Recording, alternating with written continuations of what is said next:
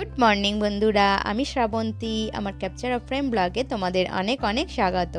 আশা করছি তোমরা সবাই ভালো আছো আর আমিও ভালো আছি। আর আজ হচ্ছে 10ই মে, আজ শুক্রবার, আর এখন ঘড়িতে বাজে 8টার মতো। আর এখন থেকে তোমাদের সাথে নিয়ে আমার ব্লগটা স্টার্ট করছি। আশা করছি তোমাদের ভালো লাগবে। আজ কদিন ধরেই তো আবহাওয়া পুরো চেঞ্জ হয়ে গেছে। প্রচণ্ড বৃষ্টি হয়েছে আর আকাশ তো এখন একটু মেঘলা মেঘলা থাকছে। তো সেই জন্য আর তার সঙ্গে হাওয়াও বইছে। তো অত্যাধিক গরমের হাত থেকে অনেকটা রেহাই পাওয়া গেছে। তো সকালের সমস্ত বাসি কাজকর্ম সেরে এবারে বেশ কিছু জামা কাপড় ছিল, তো সেইগুলো ভালো করে কাচাকুচি করার পর এখন ধুয়ে একটু স্নান টান করে চলে এসেছি একেবারে ছাদে জামা কাপড়গুলো মেলে দিতে।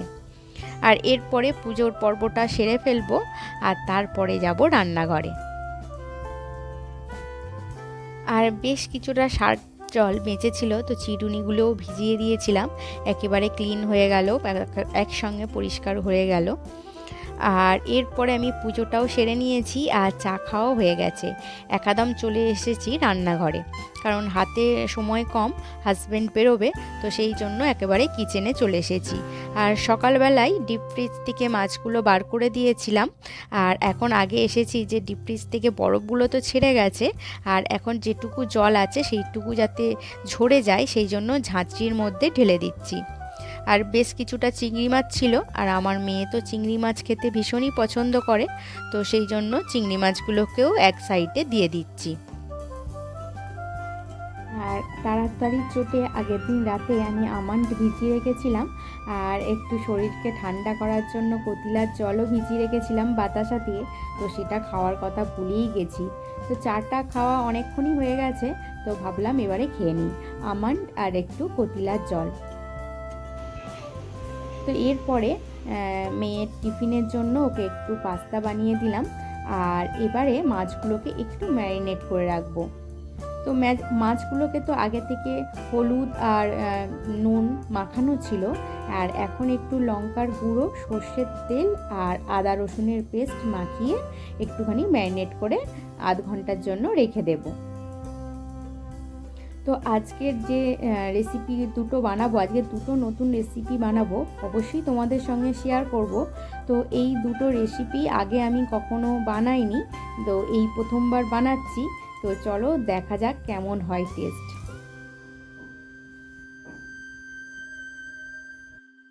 একটা হচ্ছে তো মাছের রেসিপি, আর একটা হচ্ছে পটলের রেসিপি। আজ বানাবো একটু তেল পটল। তো তার জন্য পটলের গাটাকে আগে একটুখানি সবুজ অংশটা চেঁচে ফেলে দিচ্ছি। আর তারপরে পটলগুলোকে একটু আড়াআড়িভাবে আর লম্বা লম্বিভাবে একটু কেটে নেব, যাতে পুরোভাবে কাটা না হয়। তো তোমাদের দেখাই। তো এইভাবে সমস্ত পটলগুলোকে কেটে নিলাম। আর এর মাঝখানে আদা রসুনের পেস্টটা তো করাই ছিল। আর এখন পটলগুলোকে একটু নুন হলুদ মাখিয়ে বেশ কিছুক্ষণ রেখে দেব।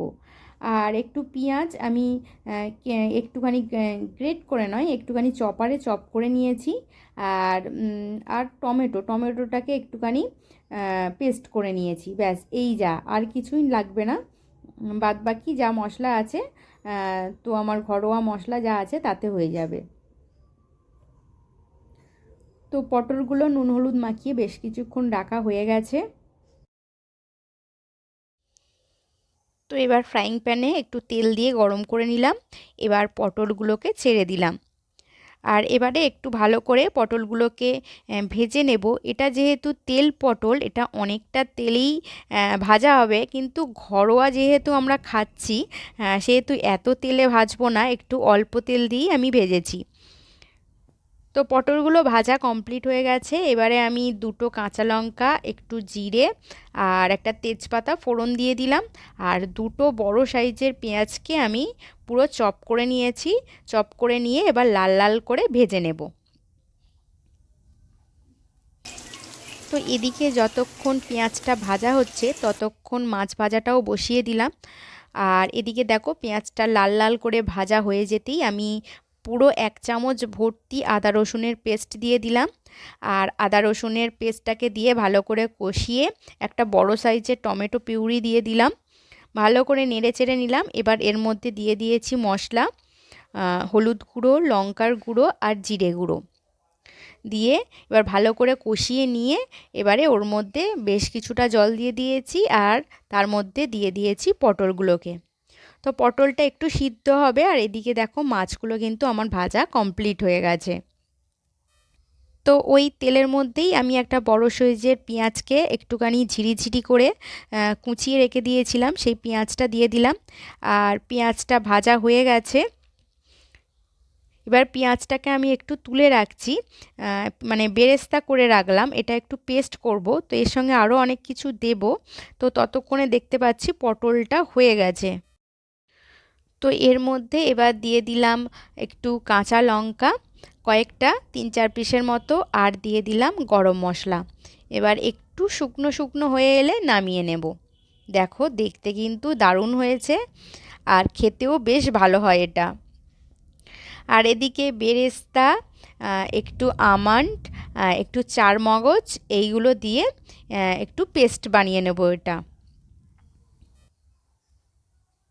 তো কড়াইয়ে আরও একটু তেল দিয়ে দিলাম আর একটু গরম মশলা ফোড়ন দিয়ে দিলাম, যেখানে হচ্ছে একটু এলাচ, দারুচিনি আর লবঙ্গ, 1 চামচের মতো আদা রসুনের পেস্ট দিয়ে ভালো করে নাড়িয়ে চাড়িয়ে নিয়ে আর যে বেরেস্তার যে পেস্টটা বানিয়েছিলাম সেই পেস্টটা দিয়ে ভালো করে একবার নেড়ে চেড়ে নিয়ে এর মধ্যে দিয়ে দেব এবারে মশলা, লঙ্কা গুঁড়ো, হলুদ গুঁড়ো, জিরে গুঁড়ো, ধনিয়া গুঁড়ো দিয়ে এর মধ্যে দিয়ে দিলাম টমেটো পিউরি, একটা গোটা বড় টমেটোর দিয়ে একদম যখন মশলাটা শুকনো শুকনো হয়ে আসবে অল্প একটু জল দিয়ে দিলাম।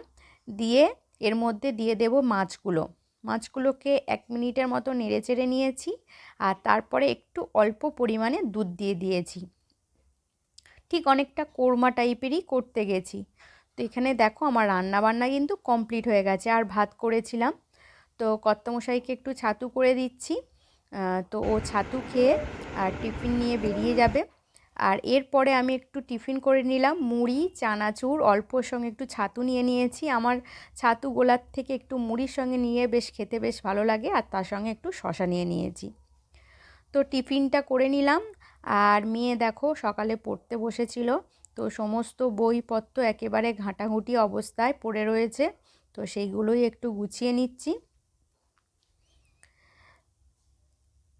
এবারে আর টিভিটা চলছে বলে বারে বারে টিভির দিকে চোখ যাচ্ছে আর কি।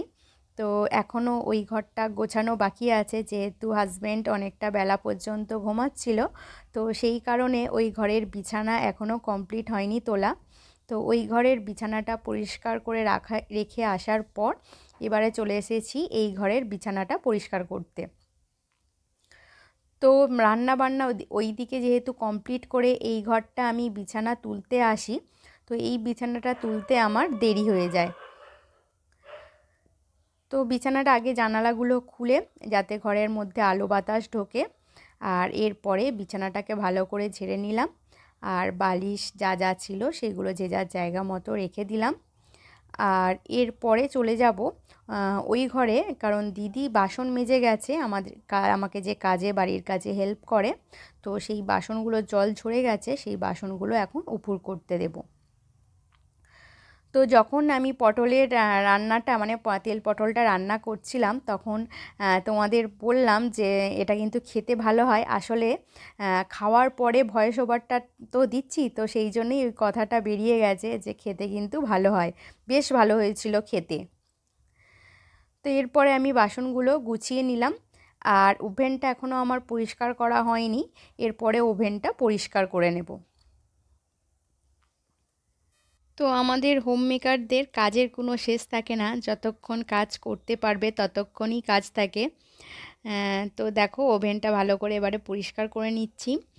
আর বেশ কিছু মুদিখানা বাজার হয়েছে, তো সেইগুলো এখনও রাখা আছে, সেইগুলোকেও গুছিয়ে নিতে হবে।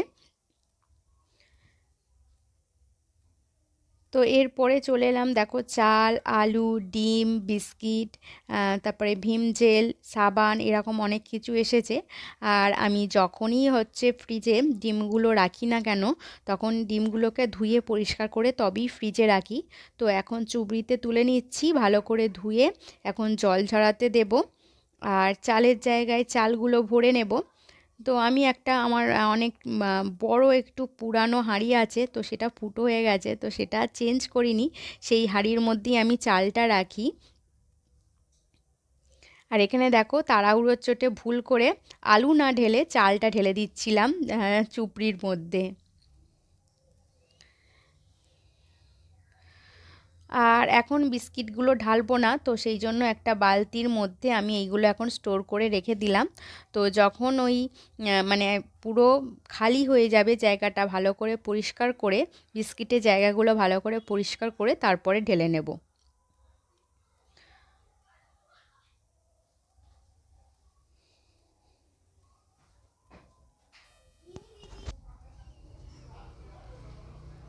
তো এখানে দেখো আলুগুলো ডিমগুলো সমস্ত কিছু কিন্তু ধুয়ে আমি রেখে দিয়েছি। আর আমি যে রোজ কিচেন ক্লিনিংয়ের জন্য একটা ঘরে একটা যে ক্লিনিং করে রেখেছিলাম, ক্লিনিংয়ের জন্য একটা লিকুইড বানিয়েছিলাম, তো শেষটা শেষ হয়ে গেছে। তো কিছুই নয়, এখানে বেশ কিছুটা পরিমাণে ভীম জেল, কিছুটা হচ্ছে ভিনিগার আর জল দিয়ে বানিয়ে নিয়েছিলাম। তো 1:2:2 অনুপাতে এইভাবে বানিয়ে নিই। তো সেটাই এখন বানিয়ে নিচ্ছি। আর এরপরে মেয়েকে স্নান করিয়ে খেতে বসবো একেবারে দুপুরবেলা। তো সকাল থেকে প্রচুর কাজকর্ম চলছে, আর এবারে একটু খাওয়া দাওয়ার পরে রেস্ট নেওয়ার পালা। তো বন্ধুরা, আমার ভিডিও যদি তোমাদের ভালো লেগে থাকে তাহলে অবশ্যই একটা লাইক কমেন্ট করে দিও। আর আমার চ্যানেলে যদি নতুন বন্ধু হয়ে থাকো তাহলে অবশ্যই একটা সাবস্ক্রাইব করে দিও। আর যেসব বন্ধুরা সাবস্ক্রাইব করে আমার পাশে আছো তাদেরকে জানাই অসংখ্য অসংখ্য ধন্যবাদ। তো আজকের ভিডিও এই পর্যন্ত, তোমাদের সঙ্গে আবারও দেখা হচ্ছে নেক্সট কোনো ভিডিওতে, নেক্সট ব্লগে। তো টাটা।